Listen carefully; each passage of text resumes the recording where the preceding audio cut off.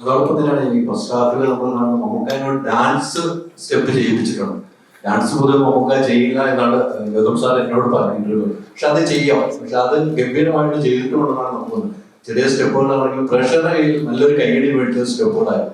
അതെങ്ങനെയാണ് ഗൗതം സാർ പറഞ്ഞപ്പോൾ സാർ അത് ആദ്യം വേണ്ട എന്ന് പറയുന്നു, മമ്മൂക്ക ആദ്യം വേണ്ട എന്ന് പിന്നീട് അതിലേക്ക് മമ്മൂക്ക ഇൻവോൾവ് ആകുകയാണ് ചെയ്തത്. സ്വാഭാവികമായിട്ടും ഞാൻ ഈ ഡാൻസിനോട് അത്ര പരിചയമുള്ള ആളല്ല. ഞാൻ ഡാൻസൊന്നും പഠിച്ചിട്ടില്ല, മറ്റേ കലാമണ്ഡലത്തിൽ. അതുകൊണ്ട് പൊതുവെ മടിയാണ്. പിന്നെ സാറ് പറയുന്ന ധൈര്യം തന്നു. പിന്നെ എന്തോ ആവട്ടെ വന്നുപെട്ടു പോയില്ല എന്ന് വെച്ചാൽ ചെയ്തു. അതുകൊണ്ട് അതിൻ്റെ 3 ഇരട്ടി ഉണ്ടായിരുന്നു. ഞാനതിന് ഇറങ്ങി പുറകോട്ട് വന്നതാണ്. ഡാൻസ് മാസ്റ്ററായിട്ട് കാര്യങ്ങൾ പിടിച്ചു. അതിപ്പോൾ എത്രത്തോളം മോശമായിട്ടുണ്ടോ അത്രത്തോളം ഉത്തരവാദിത്തം ഞാൻ ഏറ്റെടുത്തു. പ്ലസ് പടത്തൊരു ഡയലോഗ് ഉണ്ട്, ഡാൻസ് എന്ന് പറഞ്ഞ ഒരു വീക്ക്നെസ് ആണ് സാർ ഡോമിനിക്കായിട്ട് പറഞ്ഞത്. അപ്പോൾ ഇത് വേണമെന്ന് ഞാൻ ഭയങ്കര ഒരു ഡാൻസ് കാണാൻ വേണ്ടി അത് ഇട്ടുള്ളത്. സിനിമ ഇതെല്ലാം നോക്കിയിട്ടുള്ളത് അതേ ഉള്ളൂ. നമുക്ക് എല്ലാവരും ഡാൻസ് ഈ കുറെ വർഷം മുമ്പ് ഒരു കഥ പറയാനുണ്ടല്ലോ ശരിക്കും. അപ്പോ നമുക്ക് ഇപ്പൊ നറേറ്റ് ചെന്നപ്പോഴും അതെവിടെയെന്ന് ആദ്യം ചോദിച്ചാൽ കേട്ടെ. ശരിക്കും ആ ടൈമിൽ കേട്ട കഥ ആ കഥ ഇതുപോലെ ഒരു പോലീസ് ഓഫീസറുടെ കഥയാണ്. ഇതുപോലെ റിട്ടയർഡ് പോലീസ് ഓഫീസറാണ്. ഇതല്ല കഥ. അതൊരു സീരിയൽ കില്ലറിന്റെ കണ്ടുപിടിക്കുന്ന കഥയാണ്. നല്ല രസമുള്ള കഥയാണ്. അതൊരു 10-20 വർഷമായിരുന്നു അല്ലേ. 2005 20 വർഷം കൃത്യം. അത് അനുപ്രത്യ കഥ പറയുന്ന കഥയാണ്. പുള്ളി പക്ഷെ കഥ പറഞ്ഞ് ഞാൻ കുറച്ച് ആവേശഭരിതനായിട്ട് പിന്നെ പുള്ളി ആ ഭാഗത്തേക്ക് വന്നിട്ടില്ല. പിന്നെ ഇവിടെയാണ് പോകുന്നത്. നല്ല കഥയാണ്. പക്ഷെ അത് റിട്ടയർഡ് പോലീസ് ഓഫീസറാണ്. റിട്ടയർഡ് അല്ലേ, സസ്പെൻഡ് റിട്ടയറിംഗ് പോലീസാണ്. നേരിട്ട്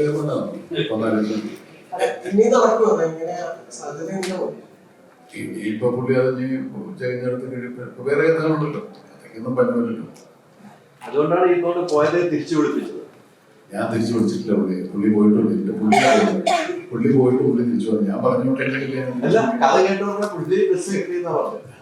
നമുക്ക് അവിടെ പോയത് പെട്ടെന്ന് തിരിച്ചു വരണമെന്ന് പറഞ്ഞു. അപ്പൊ അത്രമാത്രം ഇഷ്ടപ്പെട്ടു കഥ എന്നാണ് മനസ്സിലായത്. അല്ലെ, കഥ നമുക്ക് ഇഷ്ടപ്പെട്ടു. നമുക്ക് മാത്രമാണ് ഇഷ്ടപ്പെടുന്നത്. ബാക്കിയുള്ളവർ കണ്ടു കഴിഞ്ഞിട്ട് അവരുടെ ഇഷ്ടം നമ്മൾ സിനിമ ആയതിനു ശേഷമായി. നമ്മൾ ആദ്യമായിട്ട് ഇംപ്രസ് ചെയ്തുകൊണ്ടാണ് നമ്മൾ എടുക്കുന്നത്. അത് ശരിയാവാൻ തെറ്റാവും.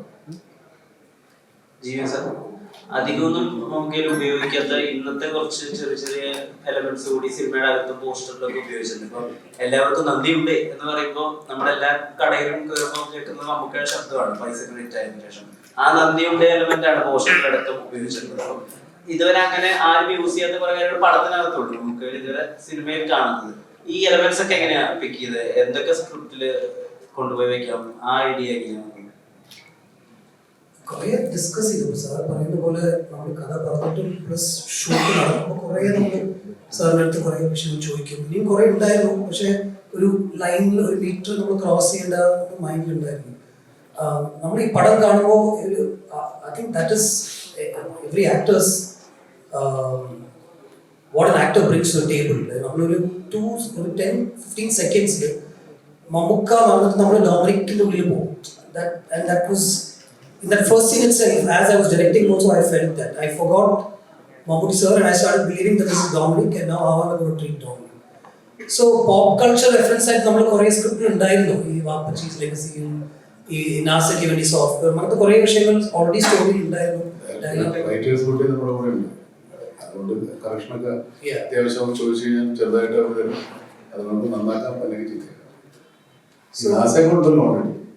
നാസ ഉണ്ട് ഓൾറെഡി. So അങ്ങനെ കുറേ ഡിസ്കസ് ചെയ്ത് we thought we'll keep a few things and we'll keep it on the meter also. സാറിലേക്ക് ഈ സിനിമ എത്തിയത് മഞ്ജു വാര്യർ ത്രൂ ആണെന്ന് എല്ലാ ഇന്റർവ്യൂസിലും പറഞ്ഞിട്ടുണ്ട്.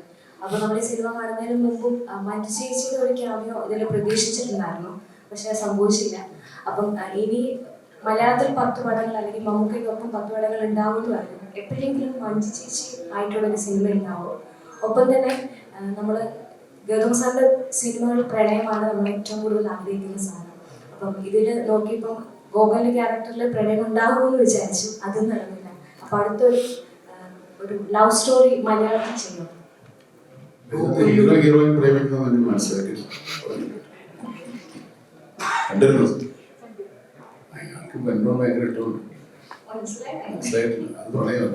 മനസ്സിലായി, പക്ഷെ അയ്യോ അങ്ങനെയല്ല. he was intrigued and distracted by Namita. And Gokul ഒരു പട്ടീൻ്റെ മിസ്സിംഗ് കേസ് ആയിട്ട് പോയതാണ് സാർ അയച്ചു തന്നപ്പോൾ. But otherwise, see, every director has a journey, ഒരു vision, we write. ഞാൻ തനിയാവർത്തനം കണ്ടപ്പോൾ I want to work with sir. അത് എൻ്റെ ഒരു ബിഗിനിങ് സ്റ്റേജസ് ആയിരുന്നു എൻ്റെ കരിയറിൽ, ഈ റൈറ്റിംഗ് സ്റ്റേജസ്. അമരം ഇങ്ങനത്തെ പടങ്ങൾ കാണുമ്പോൾ നമ്മൾ എഴുതുന്ന ഒരു കഥ, this actor would beautifully bring it to screen and it be an honour to work with എന്ന് പറഞ്ഞിട്ട് ഒരു ജേർണി ആയിരുന്നു അത്, ഒരു മൈൻഡിൽ. But Malayalam it's still little out of my reach. തമിഴിലെ സ്റ്റോറീസ്, തമിഴിലെ ആക്ടേഴ്സ്, അങ്ങനത്തെ ഒരു ഫ്ലോ ആയിരുന്നു. ഞാൻ കഥ പറഞ്ഞിട്ട് അവിടെ പോയപ്പോൾ എനിക്ക് വേട്ടയാട് വരും, പിന്നെ പച്ചക്കിളി കുറിച്ചൊരു വാരണമായിരുന്നു, അച്ഛൻ മരിച്ചപ്പോൾ വാരണമായിരുന്ന കഥ, അങ്ങനെ ഒരു ജേർണി ആയിരുന്നു. Not that I didn't want to come back, but somewhere എനിക്ക് ഈ കഥ കേട്ടപ്പോൾ, ആൻഡ് എസ്പെഷ്യലി സർ പറഞ്ഞ പോലെ Dominic was definitely different from sir. Sir has done Turbo, where he's done a lot more action now. Recently, I'm saying Kannur Squad also, but Dominic is very different within that space. Dominic is a loser. Yeah, first sir he's a loser. He's a bum. His wife is divorced from him, and he ഒരു detective ആണെന്ന് പറഞ്ഞിട്ട് case എടുക്കുന്നത് blackmailing ചെയ്യുന്ന ഒരു കേസാണ്. So all that I liked as a character, and he also grabbed that. He said this character is nice.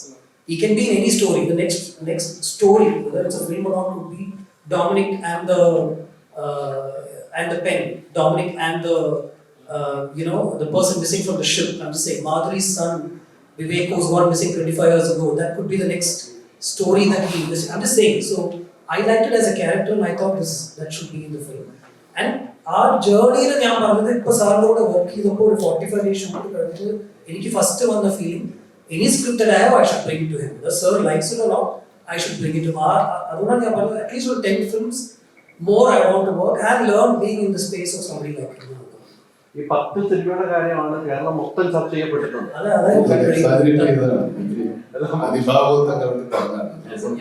ഞാൻ ശരിക്കും പറഞ്ഞത് സർ, അവരാണ് എക്സൈസ് അതാണ് സത്യം.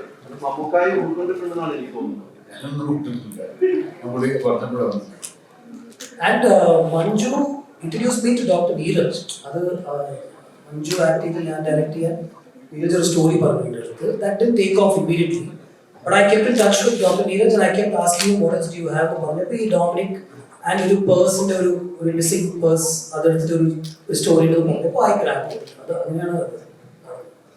10 സിനിമയിലേക്ക് പോവുകയാണെങ്കിൽ ഈ 10 സിനിമയിൽ അടുത്ത് വന്ന ഡൊമിനിക് പാർട്ട് 2 ആയിരിക്കും. I think it's too early to talk about it. Also, I think Sir has already moved on to 3 other films and still counting. So, if we come up with a great story, we'll try and impress him with that. അങ്ങനെ കൊണ്ട് നിർത്തിയിട്ടുണ്ട്. Cinema കണ്ടു മാത്രമാണ് ഇത്രയും ആൾക്കാർ ചോദിക്കാൻ 10-35 പേര്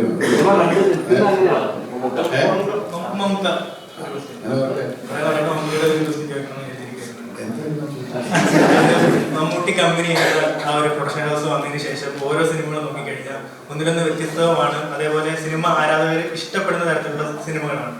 so Mammootty company എന്ന പേര് മലയാള സിനിമയിൽ എന്നും നിലനിൽക്കണം എന്ന് ആഗ്രഹിക്കുന്ന ഒരു വ്യക്തി എന്ന നിലയ്ക്ക് ചോദിക്കുകയാണ്, മമ്മൂക്ക അഭിനയിക്കാത്ത അല്ലെങ്കിൽ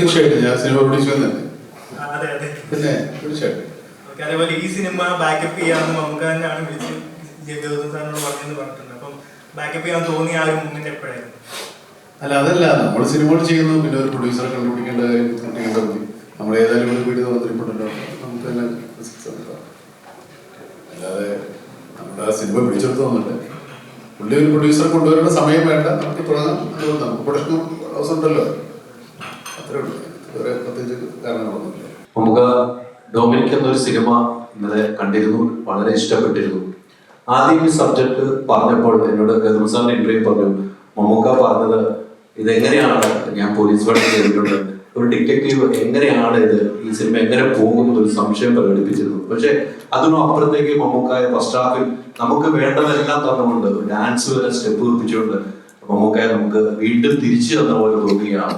മമ്മൂക്ക എങ്ങനെയാണ് ഈ സിനിമ കണ്ടതിന് പ്രേക്ഷകരുടെ അഭിപ്രായങ്ങൾ കേട്ടിരുന്നു, കുറെ റിവ്യൂ കണ്ടിരുന്നു. മമ്മൂക്ക എങ്ങനെയാണ് ഇപ്പൊ പ്രേക്ഷകരോട് അതിനെ കുറിച്ച് പറയാമോ?